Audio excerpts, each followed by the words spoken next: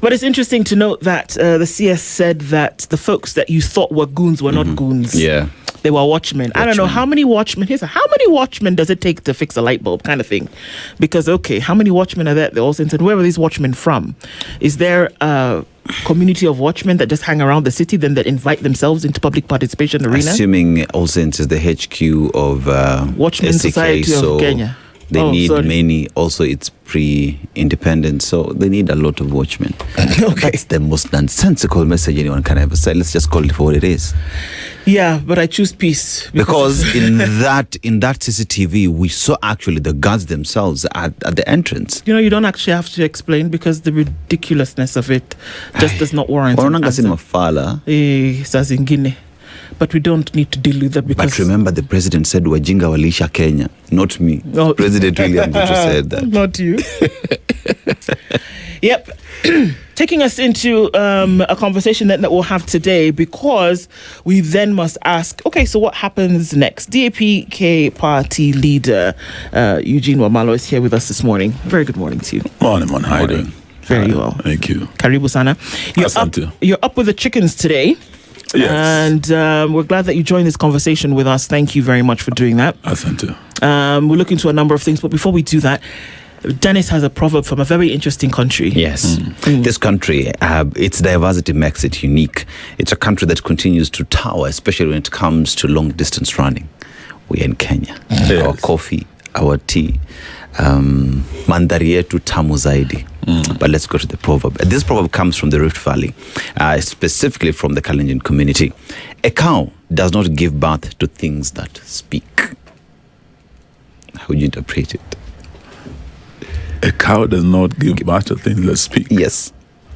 I think that's a very interesting one. The Rift Valley community, a pastoralist community. Yeah. And how would I interpret that now?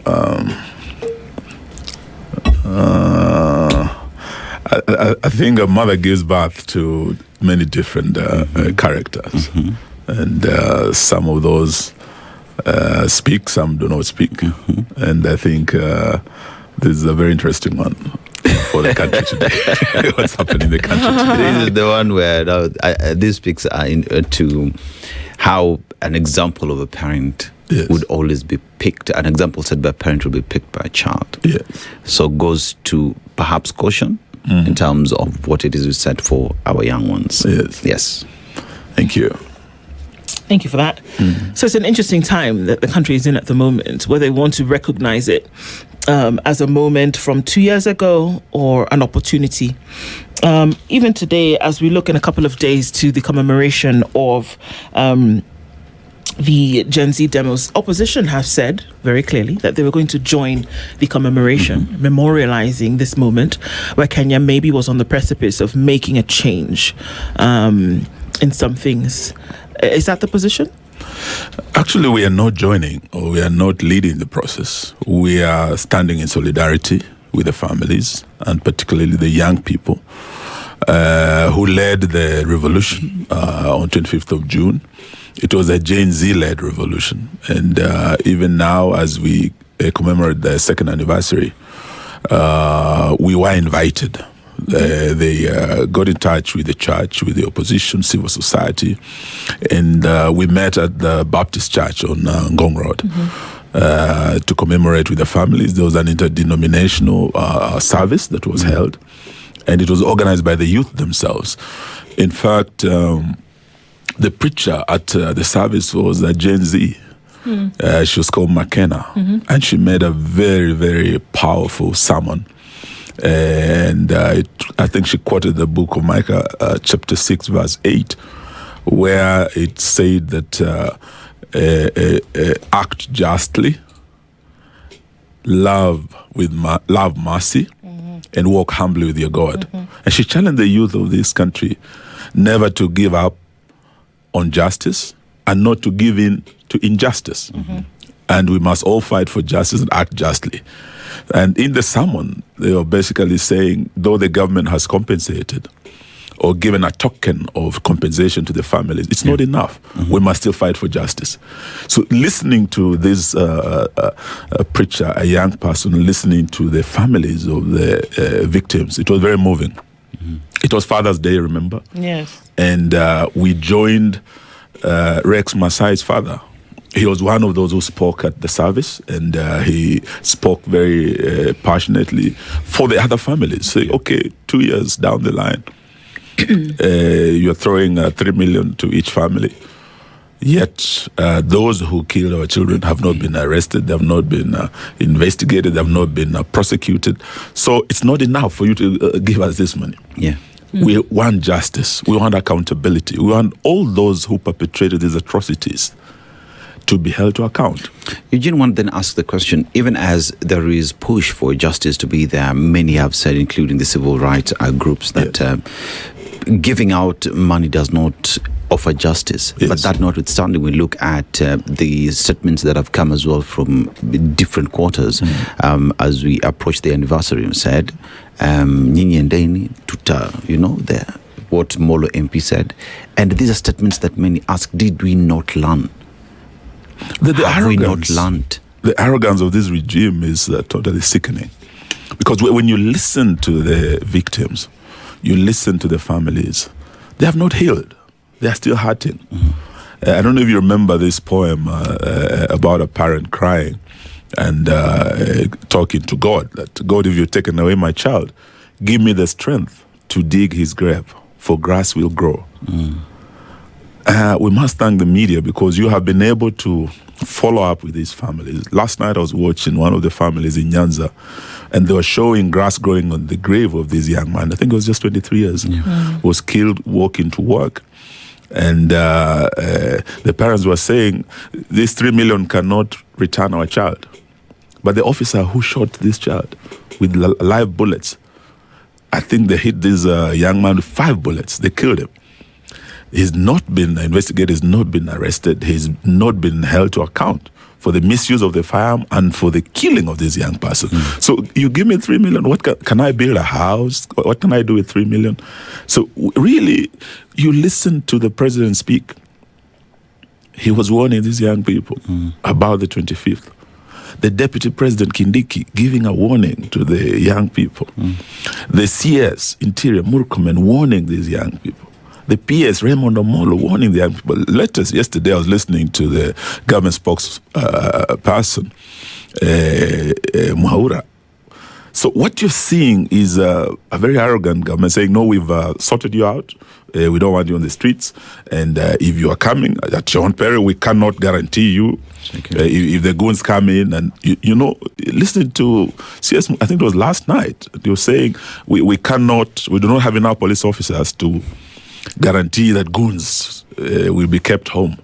So what are they saying? They are basically intimidating these young people not to come out. And they are saying, okay, if we allow you, you must be at your best behavior, you must do it this way or that way. Now, this is really the height of arrogance. What these families want is to honor their fallen heroes in their own way. If they choose to stay home and they say, we are not going to school, we are not working today, we'll stay home and remember Albert Ojwang, remember Rex Masai, remember Denzel Omondi, remember Willie Sitati, and all those who were killed. It is their right to do it. If they choose to come out on the streets and march to Parliament to lay wreaths at the scene of crime where their comrades were killed, they have a right to do it. Under Article 37, it is not dependent on the generosity of the state. That freedom of expression, of protesting, is guaranteed by this constitution. It's not dependent on the generosity of the state. So listening to the talk and everything, you can see that intimidation coming through. But we as the opposition want to say this is still a youth-led event. They are going to remember their comrades. Let them do so in peace and let them do so in honor and with dignity. Last year, we were invited by some of them. I was with my brother Kalonzo Musyoka. We met them at the Holy Family Basilica. They had wreaths of flowers. So we marched from Holy Family Basilica to Parliament. But the amount of force that was used, Parliament was completely barricaded. If you looked at the barbed wire, you would have thought it was a maximum prison somewhere. Then the force they used in tear gassing, in shooting, in injuring these young people was uncalled for. It was a commemoration. Yeah. What happened? 62 fell on the 25th of June. Yes. Live bullets. You saw police going on one knee, aiming and shooting unarmed young Kenyans. On the day of commemoration, yesterday I had IPOA confirming the figures. 27 were killed again, going to remember and honor their heroes. Within a month, actually it was less than a month, because from 25th to the 7th of July, it's just like 2 weeks. 2 weeks. Another 38 were killed by police bullets. So meaning within the month of commemoration, 100. almost another 60 people were killed by the same police. Yet we are not ready to hold to account these people. Out of all this, you look at the report given, only 3 cases. What does that mean? It means this government is not ready to ensure accountability and to hold accountable all rogue officers who are misusing firearms, using live bullets, and actually murdering their fellow citizens. Does it equate to then that even though they were able or willing, or rather able or ready, that there is an unwillingness to actually follow the elements of the Constitution? And I ask this because if we look at the factors that sent folks to protest in 2024, have any of those actually been met? Because the response from the president on the night of the 25th was one of anger. And he was very clear in his statement on that night after what happened had happened. He then came back the next morning and kind of retracted what he had said, and almost without just saying it, looked as though he was a bit remorseful for the words that he said. And this is when he, and I say this in air quotes, then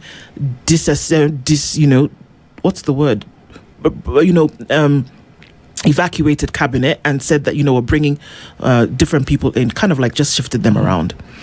But have the issues that sent folks to the streets in June 2024 been addressed? Because those are that's the fundamental thing. Not at all. Not at all. And looking at what happened that day, these young people had demanded that finance bill 2024 be shelved. They were actually at the gates of Parliament when members of Parliament, went ahead and arrogantly, went through the third reading. They rushed through. Yeah. And these young fellows were at the gate. They could hear them. The members of Parliament could hear them saying, no, reject. Yeah. But they still passed it because they had the numbers. So I think after 3, that is when they expressed their righteous anger. And actually, when they were told, these guys have already passed, so they marched in. The reaction of the president that day really aggravated the situation because he acted in anger. And he called these young people dangerous criminals. Criminals, yeah. Out there, whether it's in the US or in Europe, once you are branded and armed and dangerous, that's a shoot to kill order. Once you are branded armed and dangerous criminal, then that really is what happened. And these young people were shot. You remember what the CS Interior also said. This is what led to actually the shooting and the killing of these young people.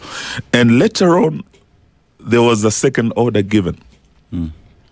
Now, stop shooting them, start shooting them in the leg. That is something that cannot be retracted by another statement, because once the damage is done, it's done. It is something that even as we speak and listen to the families, the president has not apologized, made a formal apology. And one of the demands that the families had during the memorial service was that they want an official apology from President Ruto and his government. That is yet to be done.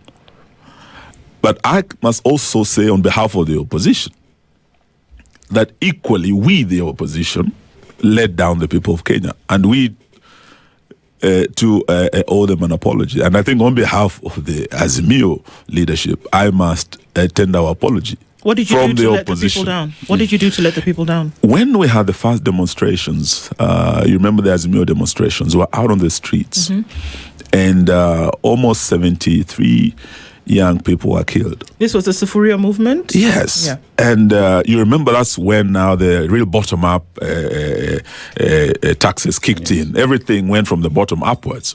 It is that Finance Bill 2023 that doubled VAT on fuel. Remember, from 8% to 16%. Really, the minute fuel goes up, the cost of living goes across board. And when we went to Bomas, I was one of the 10 members of that Bomas team, the NADCO team. And amongst the 5 issues that were on the table was the issue of cost of living.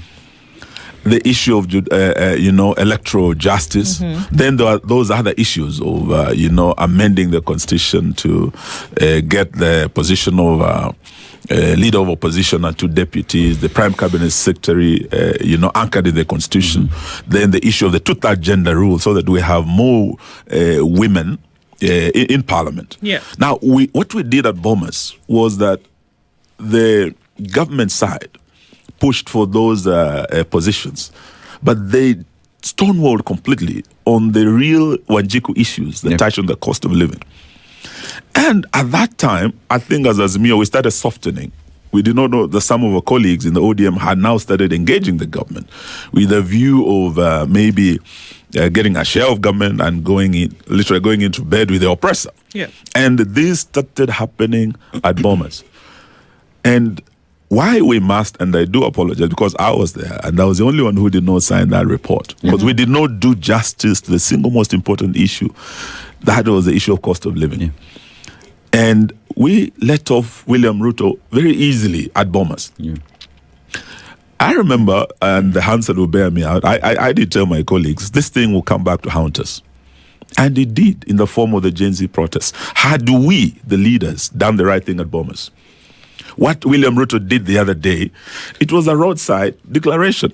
I direct that VAT be reduced from 16% to 8%. Had he done that at Bomas, had we as Azimio put down our foot and demanded that happens, or we march out, William Ruto would have done it in 2023. And that would have led to a different finance bill in 2024. But we let him off the hook easily. What happened? The Finance Bill 2024 was worse than the Finance Bill 2023. Then the young people realized our leaders, because by then, you remember the events from November towards the end of the year. Then you come into March and ODM goes into a post-election pact with UDA. So but it was a build-up when people realized these people have abandoned us. They've gone into bed with the oppressor. We're on our own. No one is going to fight for us. So the young people came out to fight for themselves because we let them down. So even as we demand an apology from government, we, the opposition, owe the young people and the Kenyans an apology. And I would, on behalf of the Democratic Action Party of Kenya and the opposition, unreservedly give that apology, but demand also that the president, William Ruto, and his UDA team and the broad-based team equally tender a formal apology to the young people. The other issue is the issue of justice. These people are demanding justice. It's not enough to throw 3 million shillings at these families and say you've sorted it out. Justice includes, you have the restorative justice, you have the retributive justice, because these families are still hurting. These rogue police officers who got off the hook so easily will kill again, unless we have put in place measures to ensure that they don't. Unless we have told them you shall be held to account personally. You in the command structure who oversaw this shall be held to account. And we must remind them about General Ali, the IG of police who ended up at The Hague. He was taken to The Hague, and IG Kanja, we've told him, if he or presides over these rogue police, they will continue killing Kenyans and committing crimes against humanity. Samia Suluhu is today facing challenges that might actually lead her to The Hague. And this can also happen in Kenya. William Ruto came from The Hague. If they continue doing what they're doing, he could as well end up there. But what we are saying is that this issue of saying we have allocated 2 billion in our budget towards compensation. I mean, those who killed are not being held to account. So that means you're basically telling Kenyans, we can kill and we can pay. And if this happens again, in the next budget, you know what they're going to do? We must set aside maybe another 3 billion to cover this. Because it is going to happen again. What I'm hearing you say is that justice must be given and must be seen to be taken place and be done. Yes. But then again, if you look at the opposition as previously was constituted Azimio, the court itself ruled that Azimio was the majority in the House. Yes. But we're looking at members of parliament who, before the fact, allowed themselves to cross and work with government, you know, goes to speak in terms of the electorate, who those who've been elected, given an opportunity to represent, not knowing exactly what they ought to be doing in the House, because one would say, he who pays the piper calls the tune, you know. But that notwithstanding as well, if you look at the post-election agreement between ODM, broad-based arrangement, that was after the Gen Z protest, and many asked the question even after that, have we achieved anything? Because in 2025 again, Kenyans were killed on the streets during the anniversary of the same. So with these then, would Kenyans be right to say there exists a leadership that does not care about Mwananchi? That is correct, and on this we have let Kenyans down, and we have fallen short of the glory of God. And I think time has come when we must start putting accountability and justice above everything else. Because monies can be allocated in the next budget, families can be paid, but as long as those rogue officers are still there, they're still misusing those firearms, they'll still kill. And like you asked, nothing has changed. The conditions that led to the young people are still there. Because we still have the same bottom-up government in place. Everything is going from the bottom up. Everything from fuel. Now, if you look at electricity, even water, rent, school, everything is going bottom up. So we are saying that something needs to be done to hold to account these officers. And we, as the incoming or the alternative government, we're saying one thing we're going to ensure is that the cover-up that has been there is just a matter of a few months to go. If we take over government, Eugene Wamalwa is president tomorrow. I think the number one thing would be to ensure justice for these families. And the beauty of our law is that unlike in civil suits, you know, the limitation, the statute of limitation does not apply to crimes. So as long as there is evidence, and we saw these officers. If you look at the photograph at about between 3 and 4 p.m., those officers went on their knees and aimed. The videos are there, the photographs are there, but they are being protected by the state. But Eugene, one would equally ask the question, you form government and there is justice that has to be given. Yes. Everybody must be seen, justice to be applied to them. Yes. We have some of your members as well who've been accused of committing the same crimes. Fred Matiang'i, there are calls for him to give answers on what happened to Rivayala. And I think at the time when you were under the Sufuria movement, we saw it was the then Deputy President, Rigathi Gachagua, who woke up at 5 a.m., went to office and said, the president is not here, I'm the one who's in charge. So when you talk about justice being offered, it must be seen to be delivered across board. There are no sacred cows. And it will be. And there's no collective responsibility in crime. A crime is committed by an individual, and that individual must be identified. And where there's evidence, it matters not how long it's going to take. This regime will go out of, and this is what I want to advise those in uniform, that you might be protected today by William Ruto, but the incoming government will not protect you. You shall be taken to court. You shall be held to account individually. That responsibility is not a shared responsibility. And this is going to happen. Some of the reforms we want to put in place, because the families are also saying there must be remedial measures put in place in terms of policies and the reforms to ensure this does not happen. Some of the things we want to say as we take over government, there are very practical changes that we can make to hold that officer personally responsible. If we have body cams for all the officers, so that whatever you are doing once you're in uniform, you are able to monitor your movements. And whatever you do, whether it is taking a bribe, you can be traced. That will kill the issue of corruption in the police force. And it's mandatory because you cannot take it off. It will be an offense. So these are some of the reforms we can put in place. And also the movement of firearms. Using technology, you know that those technologies that can be put on arms, so that there's traceability of arms from the armory to the officer. It's called the RDI, and that arm is traced to the place where it was deployed until that time when it is returned back to the armory. In terms of the ammunition used, so all we need to do is enhance some of these checks and use technology to hold that officer responsible in terms of his movement and the movement of the arms, and the misuse of arms would be something. What are these people telling us? That we could only find enough evidence for 3 cases. If we have 62 killed and you're only prosecuting 3, what does that mean? The rest are off the hook. So it means these officers would still say, okay, the chance of me being prosecuted, even if I do this, is like 1.5%.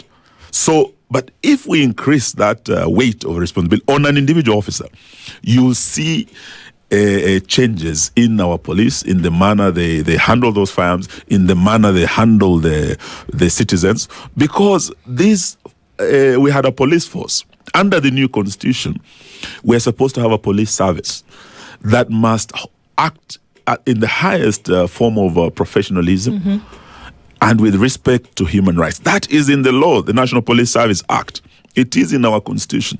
But these officers do not care about human rights. And the government itself, because it's protecting the same officers, do not care about human rights and the rule of law. So our pledge to Kenyans is that we must return this country back to the path of the rule of law and constitutionalism. And to do that, we must have a president and administration that actually believes in constitutionalism and the rule of law. That is totally lacking. And this is one thing that we want to assure Kenyans, that given that opportunity, with Wamalwa as president, that will be my number one priority, to ensure justice to the victims. Are you saying that there is lack of political goodwill to deal with the problem that we see today, ending police brutality in the country? Totally, and there is what we call protection. This is what creates the impunity. And we have special squads of police officers who have been responsible for these executions. You remember when President Ruto took over, he said he was disbanding the SSU. Yes. You're saying this was the unit that the whole administration was using to kill people. But as we speak, he has created his own special squads, including the some of those who are particularly from a particular community who went to parliament to defend their own. They acted outside the rules of engagement, and they were embedded in in fact, IG Kanja, when we cornered him on this, because we visited, he actually admits there are some officers who came from outside for a special mission. And this squad is the one that has gone on with the abductions. They followed these young people who were in parliament. They had their photographs. And Safaricom was complicit in this because they were using the Safaricom technology to actually trace these young people. And they were picked one by one. Many of them are no longer with us. Many of them just disappeared. So the issue of abductions, the issue of enforced disappearances, extrajudicial killings, is one of the biggest challenges we must deal with. And as the alternative government, this is from day one. We want to assure families that the 3 million is not enough.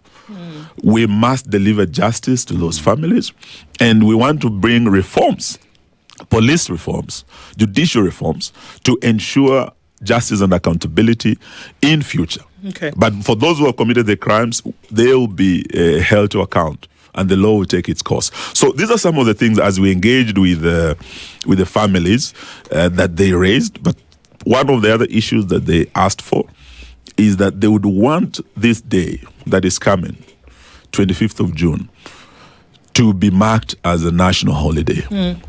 We know that this government, the way they are talking to the families, they don't care. They don't even want them to hold the commemoration.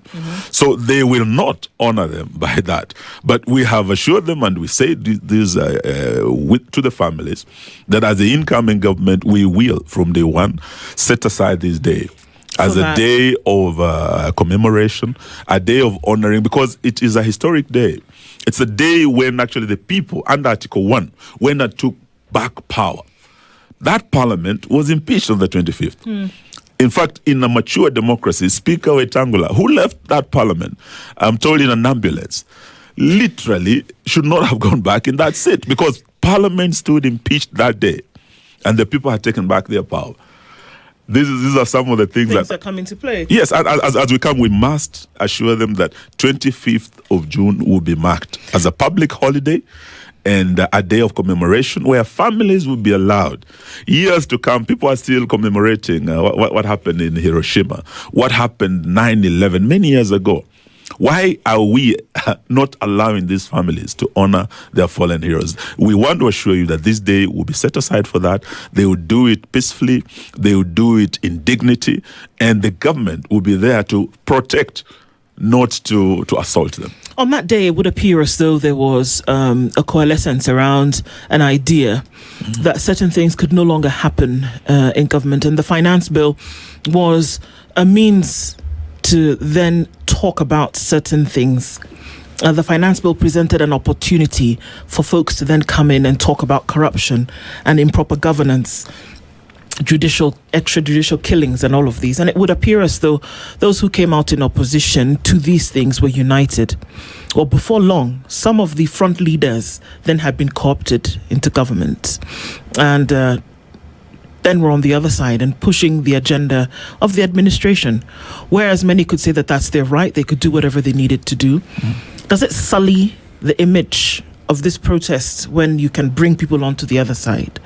And when you look at then what happened, where there were some potent voices that then crossed over, and some didn't do, some did so unabashedly, is engaging the government an act of betrayal?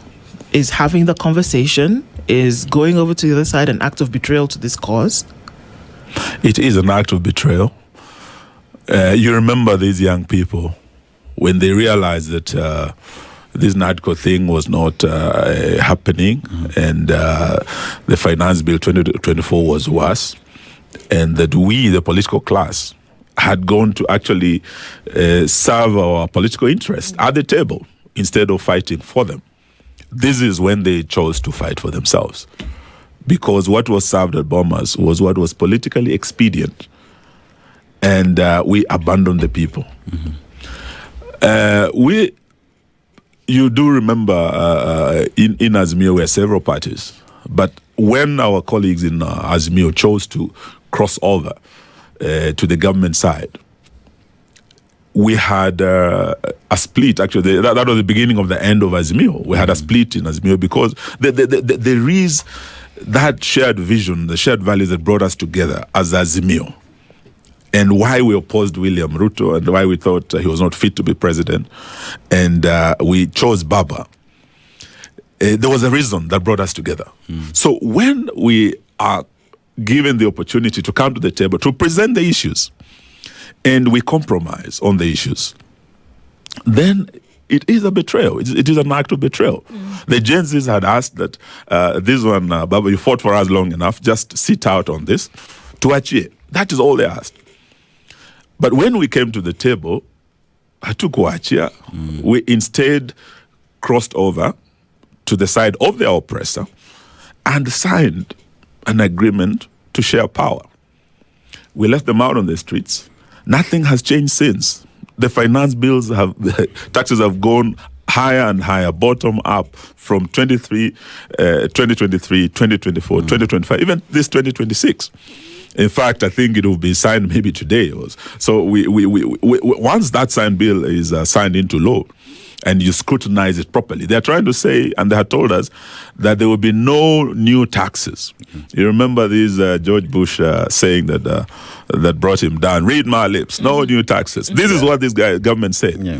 But there are so many embedded taxes, hidden in that will come to hurt the. We don't want to go into that today because they're signing the bill. We will know which bill he has actually signed, and we'll analyze it. But this hasn't changed. So we want to say that as a result of that difference at Bomas, those of us who refused to sign up, and those of us who found it untenable to continue being in Azimio when part of Azimio was in government. So here's a situation where I had a complete mongrel. We did not know whether the government was in the opposition or the opposition was in government. And the lines are blurred today. Even in parliament, when you listen to the leader speak, Junaid Mohammed is supposed to be the leader of the minority. Kimani Ichung'wah is supposed to be the leader of the majority. Yet when they speak now, they speak the same language. So who speaks for the people? You have a finance bill coming. The highest responsibility for any member of parliament is to represent the people, not to represent the person at State House. Eugene, what's the guarantee? No, what's the guarantee that anybody, it doesn't matter who comes in tomorrow? Because from what we've seen very clearly now, that I could say something to you today, yes, and I look you in the eye, and in the moment you think, you're convinced beyond a shadow of doubt that I'm authentic. We've seen this. The guarantee. But in a very short period of time, that has all turned on its head. We have people speaking a language today that they were not speaking a year ago. We have people who have turned on the axis like day and night. So what is the guarantee? The guarantee. What Eugene Wamalwa is saying today is actually the same thing that he will be saying should you be in a position whereby you can actually move policy. The guarantee is this: that we must put integrity on the ballot.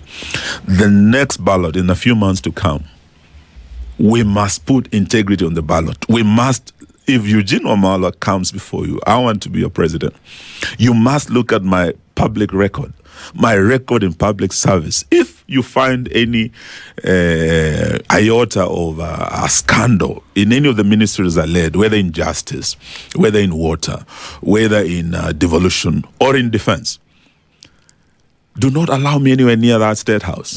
Because if I was stealing with one hand in that ministry, I would steal with both hands at State House. There's no one above me. And I can call any State Department.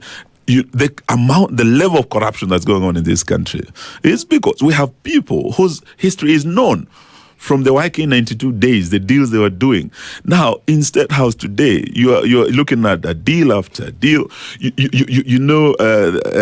the opposition, I can tell you, these fellows are overworking us. We have, you are dealing with a Danny deal to stop JKIA. You hear Ketraco is going, 95 billion. Kidogo Shandio here, 104 billion.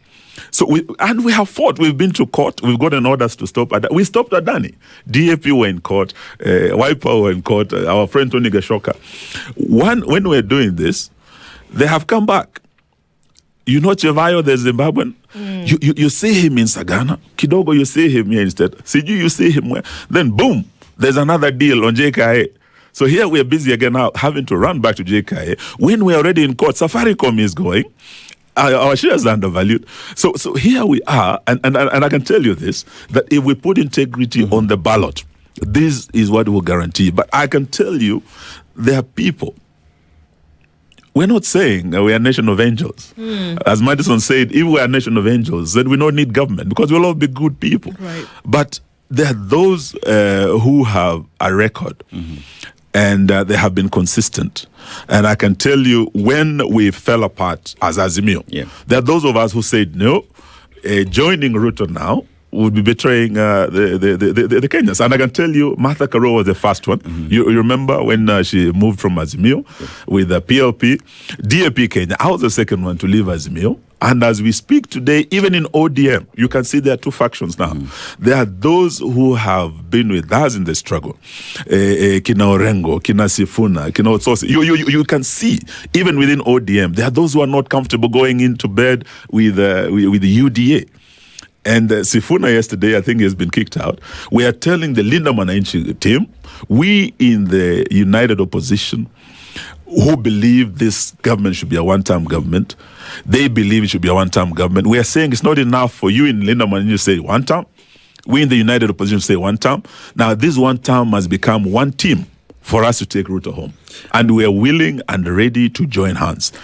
And for this to happen, Kenyans themselves must look at our records and ensure that we put integrity on the ballot. I mean, when you talk about betrayal, there is betrayal that happened in the political, from the political class. There is also some who are very vocal within the Gen Z movement who equally joined the government. That is another betrayal. One asked the question. That is correct. Did the cause change? And can activism and governance be separated? Not really. We are all the same, and we're not just talking about some of the young people who, and you know them.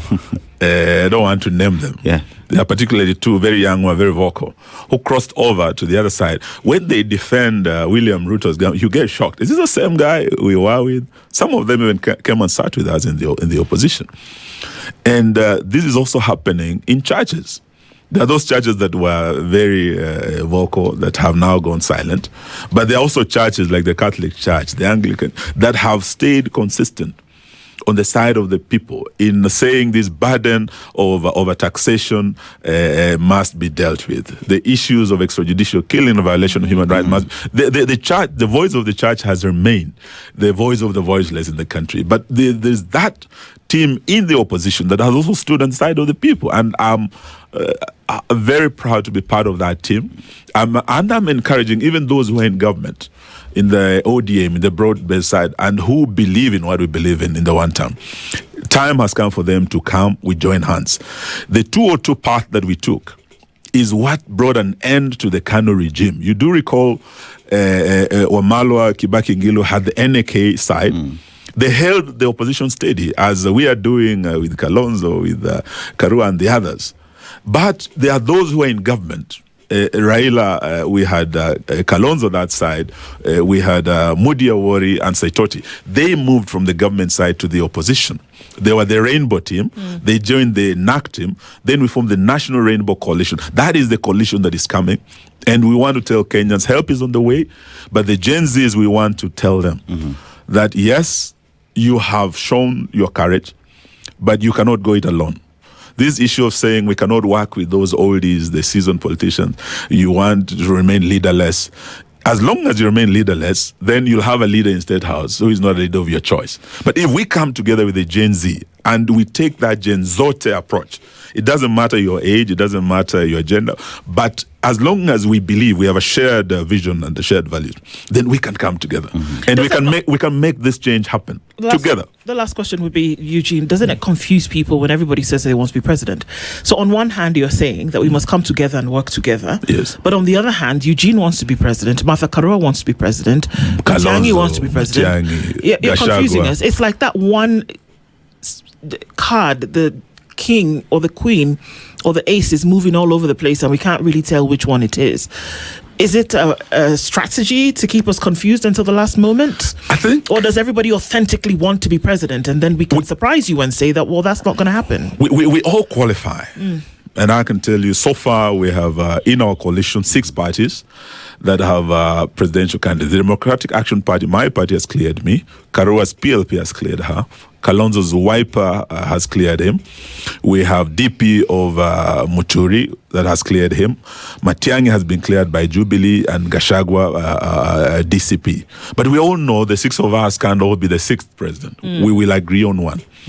We also know that in the Linda Mwananchi, they might also join us and they might also have the presidential candidates to join the team. So we might have 10 presidential candidates. But we have a painful history to learn from. 92, when everyone said they were popular enough to remove Moi, Jaramogi could not agree with Matiba and Kibaki. They lost to Moi. 97, my brother Mike could not agree with Raila, with Ngilu. Ngilu said Masani ya mama. Then we had Kibaki. They lost again. But in 2002, when they came together, in that musketeer spirit of all for one and one for all, they won. Now, that is the path we must all follow. And we must also say that Kenya is bigger than all of us. And we must subordinate our personal ambition to that greater national interest. So, learning from our painful history of division as the opposition, we know that we cannot. You can't tell us who it really is. No, for now, it is strategic for us not to do it prematurely. Because also if we do, it will be counterproductive. But whoever we agree on, if it's not Eugene Wamalwa, I'll support. If it is Eugene Wamalwa, I believe my colleagues will support me. But we'll have one candidate against William Ruto. We'll remain united to bring this change together. Eugene Wamalwa is party leader of DAP Kenya, and he's been here with us this morning. Thank you for those insights. Looking forward to peaceful times in the near future. Asante sana for joining us and for waking up early to do so. Until the next time we talk, thank you very much. Thank you very much, and do have a good day. Asante sana. And a happy 25th June anniversary. Indeed. Asante. This is the Situation Room, the only way to start your day.